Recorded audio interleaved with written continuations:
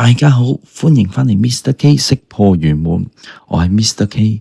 你最近有冇聽到啲咁嘅 post 啊？2025年東亞會有超級大地震，香港、台灣、日本都會中招。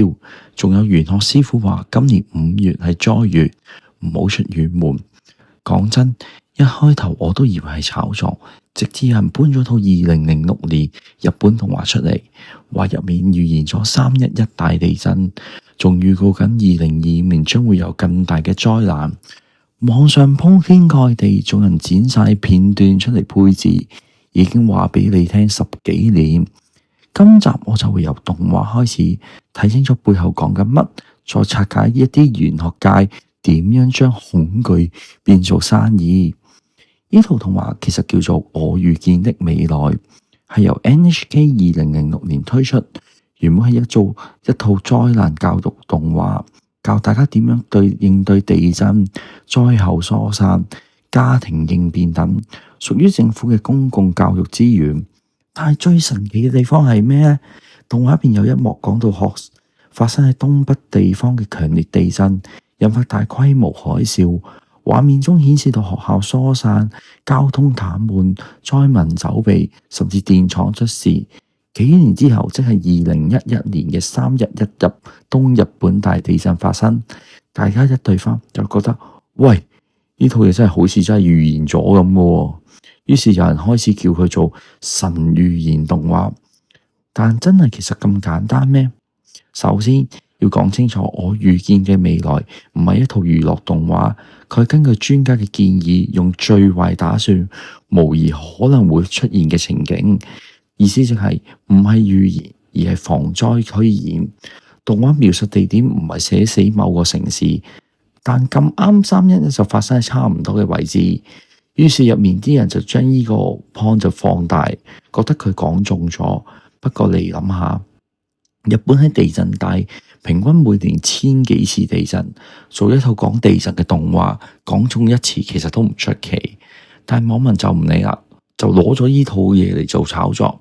再加埋近期啲風水 KO 嚟講，今年係災劫之年，成件事即刻爆紅。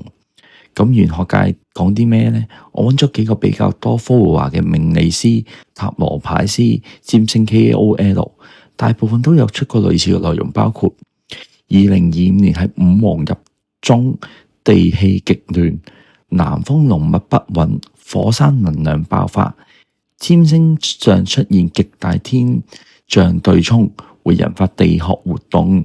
聽落好似好合理，但其實際上完全冇具體地點、時間，只係用一啲含糊嘅語句，冇人用地質學、氣象數據，全憑自己嘅感覺。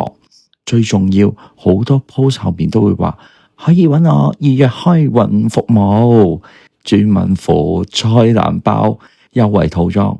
咁你明啦，賣緊嘅唔係知識，係恐懼帶嚟嘅商機。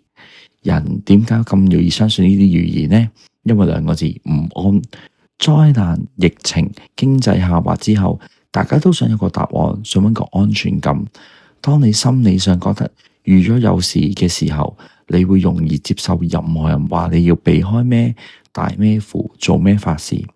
而預言者亦好聰明，講得含糊，講得模糊，事後可以話我有提過，唔中就唔講，中咗就大力宣傳，好似賭波咁，買10場中1場中㗎，係咪先？我唔係話要啲人亂講，而係要問大家，你有冇諗過佢哋點樣令你信咗？預言動畫、災難預測、命理分析，乍聽之下似乎各有根據，但當中有冇數據？有冇實證？你查過未？災難係會發生，但準備要靠冷靜同知識，唔係靠求神拜佛。你信預言定係信科學家？你覺得我預見嘅未來真係預咗未來？咁其實我身邊有好多朋友，喂，佢哋都係話日本咪照去咯，冇事㗎，係咪先？人人都會咁去，又唔見話呢幾個月或者可能6月7月真係特別少人去日本咁一個城市，依然都係咁多人，咁多自由行，咁多香港人去，周邊全部都係自己人。咁其實到底係咪真係有咁嘅事？係咪真係有人信？咁其實大家可以去思考一下。咁今集就講咗咁多啦。嗱，下一集我哋會講一單香港真實嘅風水騙告，受害人點樣俾人收幾萬蚊，仲要搬屋避災。記得 like、share 同訂閱 Mr. K 識破玄門。我哋下集再見。